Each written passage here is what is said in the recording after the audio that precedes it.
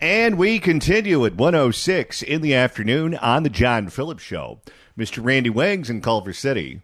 Dink writes in from Vegas at johnnydon'tlikeshow@gmail.com. Hey, guys, I did the math. 100,000 pounds of trash divided by 370 residents at that homeless encampment in San Jose is 270 pounds of trash per bum. Even a California public school graduate could figure that one out. That is a lot of trash. 800-222-5222 is the telephone number, 1-800-222-5222. It is my pleasure to welcome our next guest to the program. She is the Professor of Political Science Emeritus at California State University at Fullerton, Professor Barbara Stone. Welcome. Good afternoon, John. Good to be here. Well, thank you so much for stopping by. Let's start out with the news that U.S. Senator Alex Padilla is now kicking tires on throwing his hat in the ring to run for governor of California, giving up what is a very safe seat that he could theoretically hold until he decides to retire or die in office like Dianne Feinstein to become governor of this basket case state. What do you make of that? How's this? Shorthand, Nancy Pelosi could not find a way to get her daughter to be governor, so she's recruiting somebody else so she doesn't have to go with Javier Becerra, whom she thinks is an idiot. That strikes me as one possible little piece in here. From Padilla's point of view, as I think you pointed out in your earlier hour, he's awfully young, John. I can think of two scenarios here. The most likely of which is maybe he doesn't understand the state is ungovernable. That's possible. He's young. He's presentable. He's Hispanic. He has to want to run for president. That is the only reason to do this. And frankly, being one of 100 senators does not stand out like being governor of California if you can pull it off. In fact, even if you're a lousy governor, I will point to Gavin to show you the kind of publicity you can attract. So he has to want to run for president, otherwise there's no reason to do this. You then ask, okay, buddy, what's going to happen if you don't make it to president because governor is termed out, right? Right. Actually, you were the one that gave me the thought. He has legitimate credentials. He has legitimate degrees in something other than ethnic studies. If he won governor and he doesn't have to give up his Senate seat to run, if he won for governor, and then after 8 years, the presidency or vice presidency, he's still young enough for that, isn't in the cards, maybe the guy just wants to go out and make money somewhat legitimately. It's the only scenario that makes any sense to me, because otherwise it doesn't. Pretty consistently of late, Katie Porter has been leading in the polls. And the Democratic Party grand poobahs do not like her. They cannot stand her with Nancy Pelosi at the top of that list. It looks like if they don't intervene with some other candidate and they just let nature take its course, the most likely scenario is she's our next governor. Well, and that can get you around to Padilla again, can't it? And Porter, as you say, they don't like her, but I don't know if I've mentioned to you one of my favorite recent discussions. I have dinner with a number of ladies who are actually very smart, and we were talking about the governor's race, and one of them was trying to come up with Katie Porter's name, but all she could think of was to go, oh, you know, the fat one.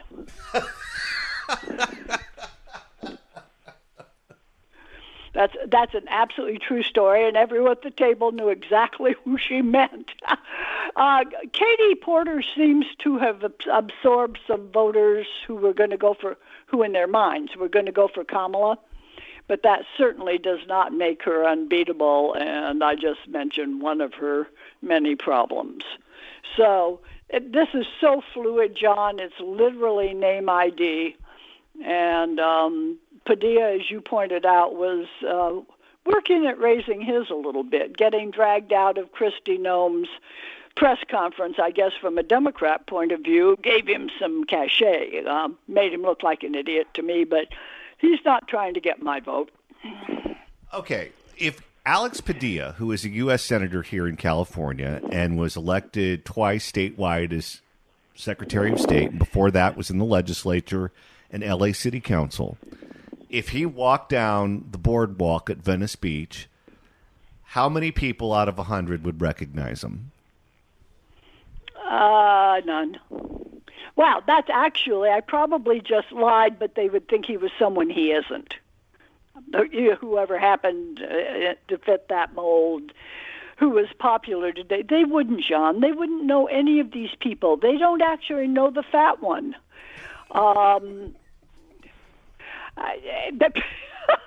Seriously. So this is as wide open as you can get. And money, among other things, will shake it out. And that's another thing I would think Padilla could bring is pretty good money. What does it tell you that Gavin Newsom is a two-term governor after being a two-term lieutenant governor, after being a two-term mayor of San Francisco, and he doesn't have a preferred candidate in the race? Typically, even if you go down to city council, an outgoing city councilman has an idea as to who they want to replace them, and they put their weight behind that candidate. It happens at the county supervisor level. It happens for Congress. It happens in the state legislature. Governors do that all the time. They don't want someone to come into office and erase their legacy or screw things up or make them look bad in any way. So they have an idea as to who they want to take over. It seems like he doesn't care. John, while your point's really well taken, at one level that was hilarious. What legacy would you be discussing of Gavin's? Gavin is and always has all been about Gavin. He certainly has people in San Francisco he has worked with. I seriously doubt he even has political friends. Look at what happened with his great announcement of the special session to call the special election, because he was going ahead on redistricting. Everything that comes out, he didn't consult anybody. Legislature, to who has to meet, didn't know it was coming. Congressional delegation that it affects didn't know it was coming. Gavin just did what Gavin has always done, which is, it is about me. I am wonderful. Look at me, everybody. And I can see how wonderful this will be when I defeat Donald Trump's plans for the House of Representatives. So I'm going ahead. I can't find anyone that any rumor has him having consulted.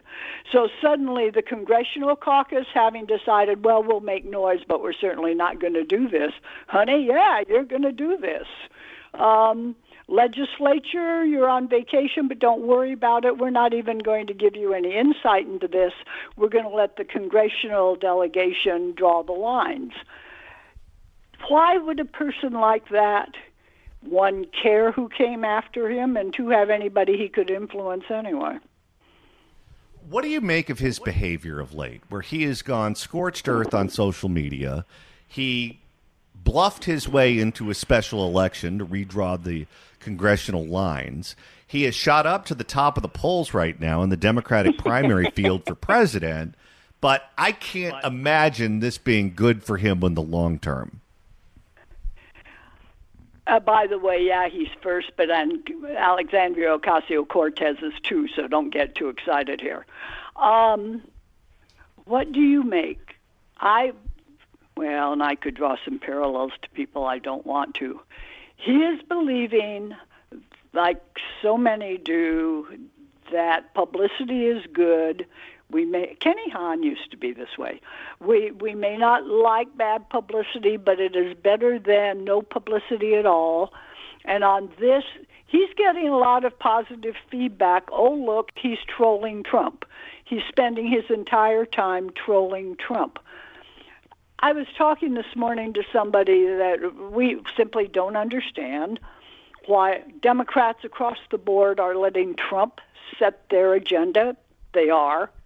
When you react back and you look like Trump and you say like Trump and blah, blah, blah, honey, Trump's setting your agenda and you're idiots. But whatever makes you happy, because Trump's a natural and you're just copying him. Having said that, clearly, as he charges ahead, I think Gavin likes the role.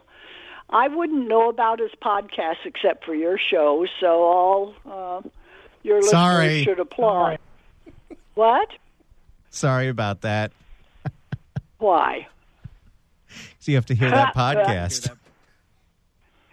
Oh, stop. No, I don't need to hear it. Why would I want to hear Gavin? But I find out about it from you guys, right? Was actually the point where I was headed. But he clearly likes it. He likes talking in a black accent. He likes pretending he's sort of, I don't know, down the middle one day and wildly partisan the next. It's more than just he's running for president. He's fallen into a role he likes. And that's scarier than all the rest put together. What typically happens to people like that? I asked Cal Thomas on this program last week, and he's been covering national politics for many moons.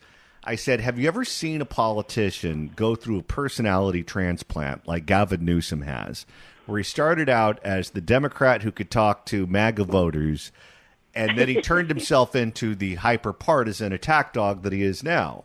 And he said the closest he could come up with was Dick Nixon, where Dick Nixon got stomped, well, he lost in the 1960 presidential election, but got stomped all over in that debate with Kennedy. And that's when he went to Roger Ailes, and that's when he went to all of the TV people, and he realized he had to redo his image as someone who could do television, as someone who could appeal to voters on television. And he came back in 1968 as a different Nixon. Really?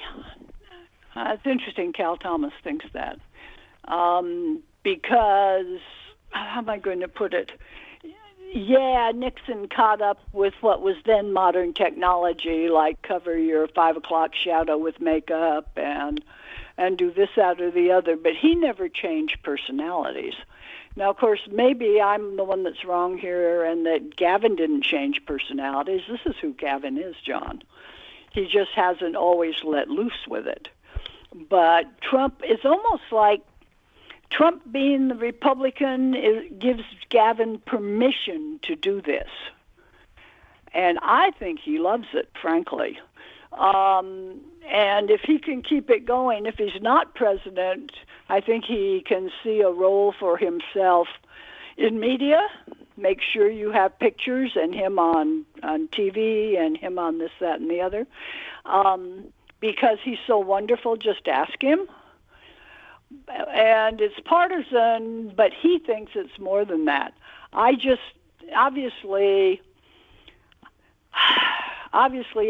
Dick Nixon did things because he needed to get elected. And Roger Ailes certainly had the tools that Nixon needed. I think Gavin is doing this because it puts Gavin center stage in a very emotive way, and that Gavin loves it, always has. And if you do this, it doesn't matter that you're dyslexic. You just babble. You don't have to read anything. In your experience, what is the lifespan of a politician that craves attention to that degree? Oh, I'm trying to think of who fits. Oh, maybe we should be thinking it's hard to match Gavin, isn't it? Probably they go away pretty early, because I would say, oh, well, come on. We elected Death Valley Days as president. But Reagan wasn't this. Reagan knew how to do it, but he wasn't this. He was very different. John, I don't know. The only ones I can think of, George Santos really craved attention when he was in the Congress. He ended up in jail. Jim Traficant craved attention like this. Okay. He also ended up in prison.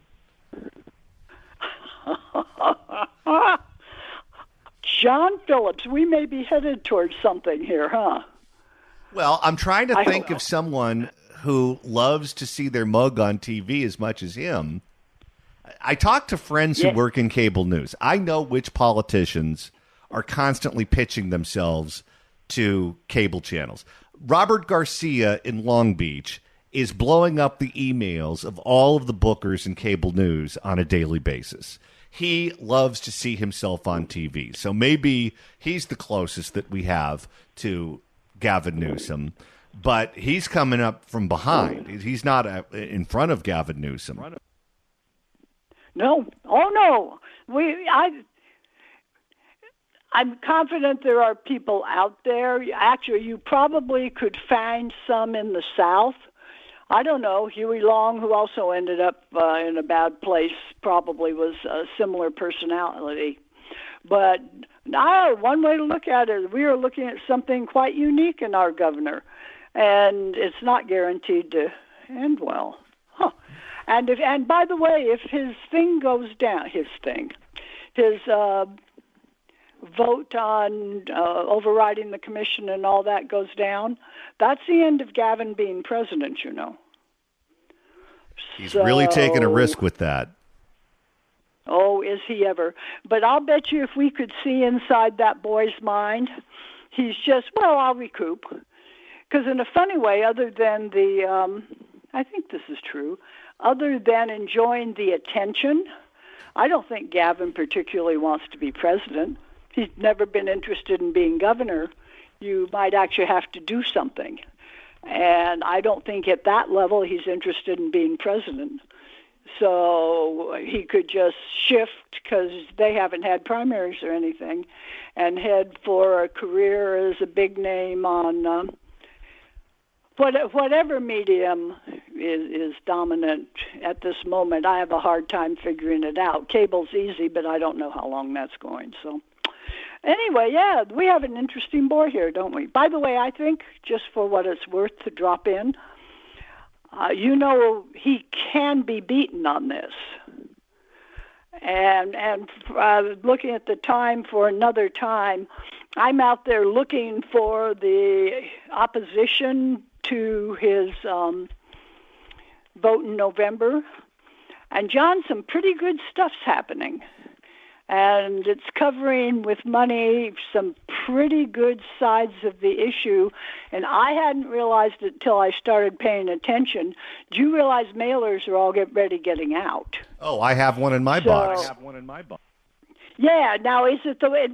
But what's good is that they're different. Mine is from as far as I can tell, the Jessica Patterson, Kevin McCarthy people. And I'm sure I got it because I'm a dependable vote, hardcore Republican. I did not get the 4-pager that Charlie Munger's money sent out that had League of Women Voters, Common Cause, all those people on it. I did not get that. All right. But people did. So that's hitting a completely different constituency, John. That's what it's going to take to beat them. All right. Professor Barbara Stone, Professor of Political Science Emeritus at California State University at Fullerton. Thanks so much for joining us. My pleasure. Bye-bye. Earlier in the show, we told you about some bizarre programs involving the homeless. For example, in San Francisco during COVID, the city provided room service that would provide homeless people living in motels with alcohol, drugs, and drug paraphernalia.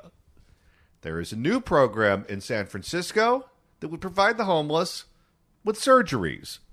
Free surgery for the homeless. This is a new pilot program grant from San Francisco General Hospital and the Health Department. And the only way we're going to find out what this is about is to get the excellent Leanne Melendez out here from ABC 7 in the Bay.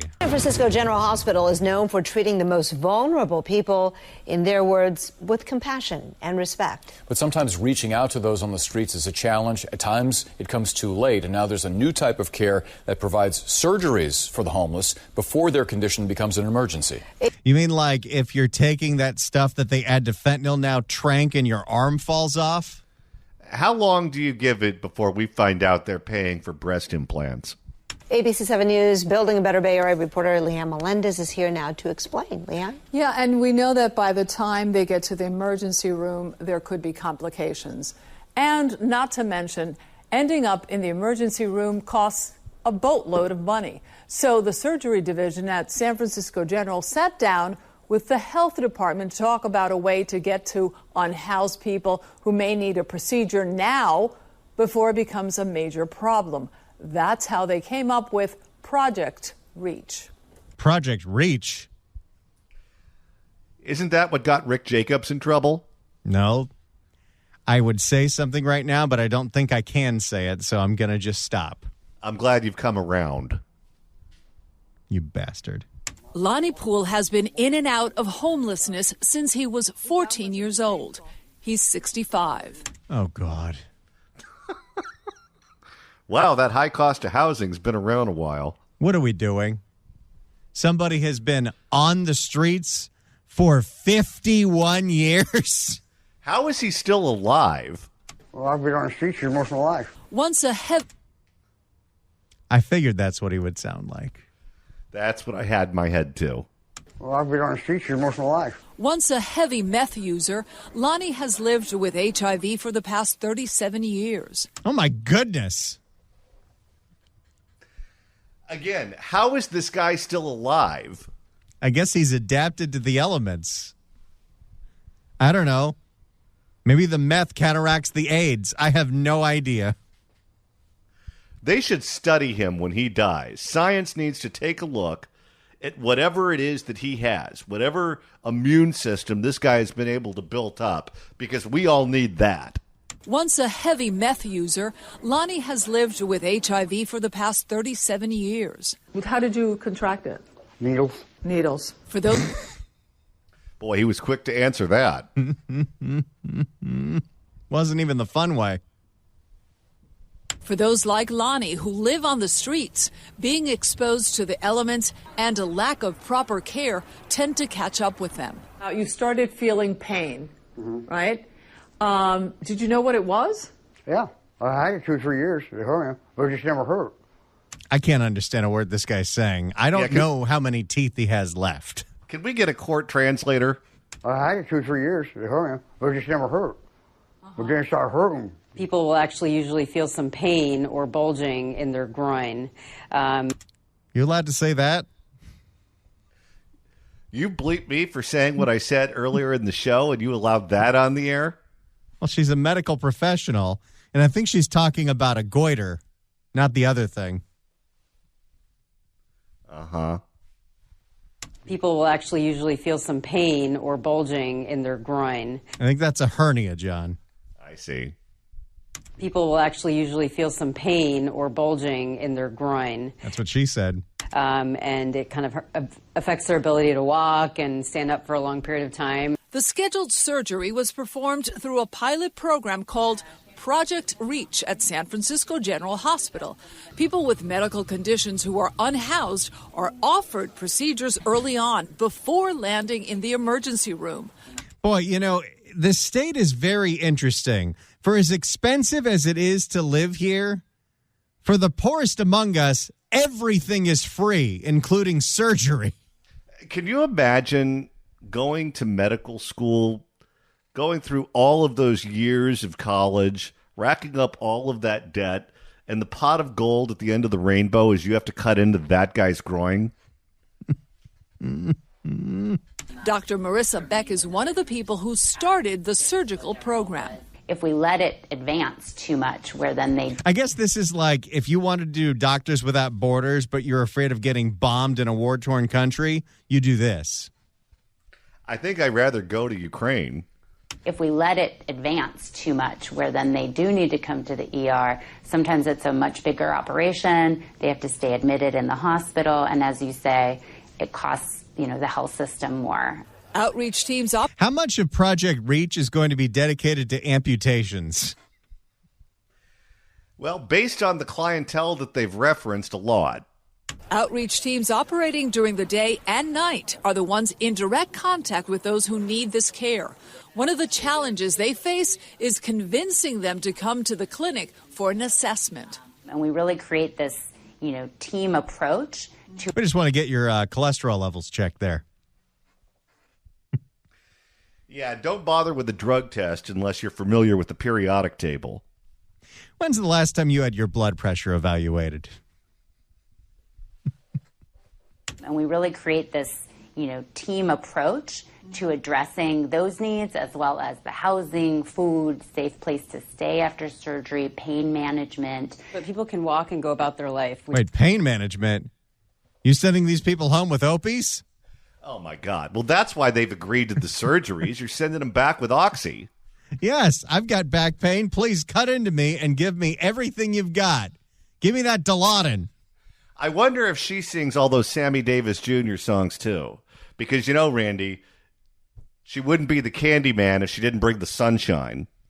To addressing those needs, as well as the housing, food, safe place to stay after surgery, pain management. But people can walk and go about their life. We just try to have them avoid lifting very heavy things. Yeah, but it's hard to be out on the streets. Absolutely. I'm going to need a double assist there. Oh, yeah, that's a bank shot. Things. Yeah, but it's hard to be out on the streets. Absolutely. Thank you, Shangy. She's the best. Absolutely. So the ones that are willing and need a little bit more help, we have a lot of social services through some of the clinics that refer to us, and sometimes have been able to get people some temporary housing or sort of a medical respite type housing. So tell me, how about, you got rid of the goiter, now you send them to drug rehab. That might solve a bigger problem for them. You already got them in a hospital. You've got them in a bed. Sure, the hernia is a problem, but the addiction is what has caused this person to live on the streets for 51 years. It sounds to me like at the end of this process, you just send them on their way with even more drugs. Project Reach. So tell me about the operation. Okay. How did that go? It was wonderful. Wonderful because shortly after the surgery, he got to press that pain button. Well, it's wonderful because they also sent him home with a goodie bag. Go. It was wonderful. Wonderful because shortly after the surgery, Lonnie was offered supportive housing. The program started a year ago, funded by the health department, and a $100,000. This is a remnant of London Breed, you say? Well, just imagine if they had that in Los Angeles where Barbara Ferrer was in charge. Don't forget, everything that happens in L.A. happened in San Francisco first. So believe you me, Ferrer's trying to do something just like this if they're not doing it already. Yeah. The program started a year ago, funded by the health department and a $100,000 grant from the San Francisco General Hospital Foundation. This particular program... You typically, when you donate to those foundations, don't you think it's going to be for, like, kids with cancer? Yes, and this is why I understand why so many people have a hard time figuring out what to do with their estate when they die, particularly if you don't have kids. Let's see, do I give it to my nieces and my nephews, where all of the money that I saved up for not flying first class and not going for that extra lobster tail at dinner will go to pay for my nephew's third divorce? Or will you give it to charity, where you give it to a hospital and you think it's going to go to pay for kids with cancer, when in reality it's going to pay for more Oxycontin for this guy? This particular program, the REACH program, this is the only place in the country where this program is being tested. Why do you think that is? Apparently, she's not long on deductive reasoning skills. We are optimistic that it will be tested, piloted, and then scaled across the country. This new model of care has improved the lives of 8 people so far. The intention is to reach more of those living on the streets who are vulnerable. Still, for Lonnie, there is one thing he has yet to get used to after living for so many years as a homeless man. I suspect that you get so used to being on the streets that it's hard to live in a room. And that's what I'm going through right now. I'm going through that right now. Really. Living in a room is driving me crazy. Right now. Yeah, he's feral. Living in a room is driving me crazy. Yep. You know, that high cost of housing is a real problem. Right now, time is all he has. And the surgeries are the easy part. Reaching out to people who may need them is somewhat challenging because chronically homeless people aren't always reliable because there are so... You're saying they're not going to come to their appointment? That sounds hard to believe. They might skip out on physical therapy. There are so many other things going on in their lives, and many times they don't think that their health is a priority. It takes time. If you're doing meth for 50 years, you don't think your health is a priority, and you do not care. Yeah. If health was at the top of the list, they would make some different choices in their life. It takes time and the right kind of people to gain their trust. If you heard that, it was so interesting how he said, I can't get used to these four walls. And that's what happens many times with people who live for such a long time out on the streets, since the age of 14. It does take an adjustment. Yeah. Thanks, Leanne. That's a better problem than being on the street. Yeah, absolutely. All right. How would you like to be the guy that's sent to the homeless encampment with a clipboard asking them if they need any surgeries? Couldn't pay me enough to do that job. Hi. My name's John. I'm with the county. Would you like your spleen taken out? Or how about a second leg? Or a peg one? Have you considered a sex change operation? We call that gender affirming care. We got plenty of money for you. We can get you breast implants, the big ones too. Some old lady just died and left her estate to the hospital. So that means if you want breasts, you get a triple D. Any other surgeries that you've been thinking about? How about a tummy tuck? You want to get rid of that spare tire? How about tattoo removal? We could do a real nice job with that one right there on your face. Yeah, no thanks. If you'd like to email the show, you can do so at johnnydon'tlikeshow@gmail.com. That's johnnydon'tlikeshow@gmail.com. And Randy, you're monitoring the mailbag. Mike writes in at johnnydon'tlikeshow@gmail.com. Guys, I had to take my wife to the ER on a Sunday at 4 a.m. for what turned out to be a kidney stone. They did a urinalysis and an imaging and sent her home to pass it. Took 4 hours, and we got a bill for $14,000. Yes, you read that right. Luckily, we have insurance and paid $80. It now makes sense that we, the taxpayers, are paying for those bums and junkies. What could go wrong? Let's go to Greg in Long Beach. Greg, hello. Yeah, I heard you say that San Francisco General gave them a grant. Is that correct? Yeah, there was a grant that was given, I believe, by the hospital to pay for this program, this pilot program. The Hospital Foundation, $100,000 to give free surgery to the homeless. Okay, well, for lack of a better word, there's a plot, if you will. That's a big, gigantic teaching hospital run by the county, and this is where California's trauma program originated out of. There was a very, very good surgeon, Dr. Trunke, that developed the system back over late 70s, early 80s. So it sounds grandiose. It's fine, but all that is just going to call more people to be trained in surgery by the residents that go there. It's a highly sought-after surgical residency program. So, yes, there's going to be a lot of surgery done, but it's going to be beyond the indigent, rather, for lack of a better word, and it's going to be like meatball surgery, combat surgery, but they're going to learn at the cost of the homeless. So you're saying that the students are going to be the ones with the knife?